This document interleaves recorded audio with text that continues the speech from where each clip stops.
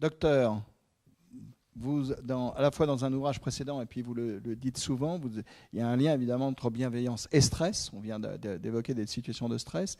Et puis vous pouvez nous en dire un peu là sur ces hormones parce que quand même vous êtes médecin, il faudrait nous dire un mot sur ces hormones réductrices de stress et donc qui augmentent la bienveillance finalement quelque part.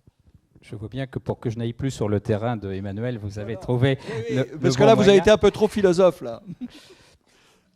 Effectivement, pour moi, les comportements bienveillants ont deux avantages. C'est d'une part qu'ils vont faire baisser le niveau de stress et qu'ils vont contribuer à augmenter la motivation. Dans notre pays, si on regarde l'évolution des choses depuis une dizaine d'années, le pourcentage de personnes stressées est passé à peu près de 40 à 64% selon la dernière enquête qui a une quinzaine de jours.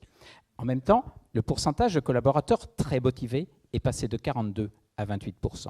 Donc il y a un contexte qui est favorable à l'émergence de comportements bienveillants. Effectivement, les comportements bienveillants, rassurez-vous, je vais revenir à mes hormones, vont contribuer à diminuer les effets du stress. Pourquoi ?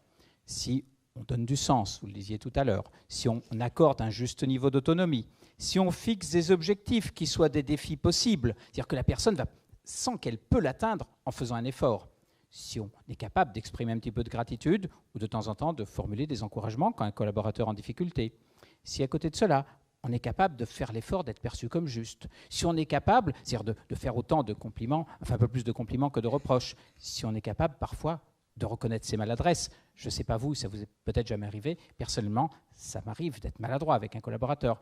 Eh bien, je vais essayer de le corriger par la suite. On a vu à travers ces premiers leviers qu'on va augmenter les émotions positives, à travers les deux suivants qu'on va diminuer les émotions négatives. Eh bien, si on augmente les émotions positives et qu'on diminue les émotions négatives, et là je vais vous faire plaisir, on va libérer deux hormones, une qui s'appelle l'ocytocine, qui est un petit peu plus présente lors d'une réaction de stress chez les dames que chez les hommes. Vous aviez tout à l'heure tout à fait raison de dire que cette notion de bienveillance est un petit peu plus ancrée chez les dames. Mesdames, c'est le premier message important que je voulais vous faire passer.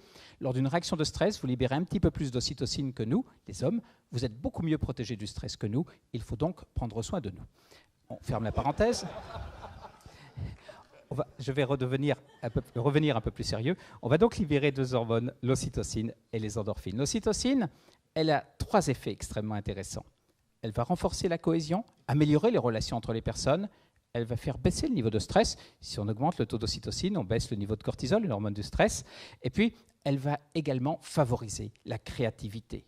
Donc, ce sont des comportements qui sont quand même intéressants. Et si on favorise la libération d'endorphines, eh bien là, par le biais d'une autre hormone, d'un autre neuromédiateur dont elles vont permettre la libération, c'est la dopamine, on va aller chercher de la motivation et on va effondrer le niveau de stress.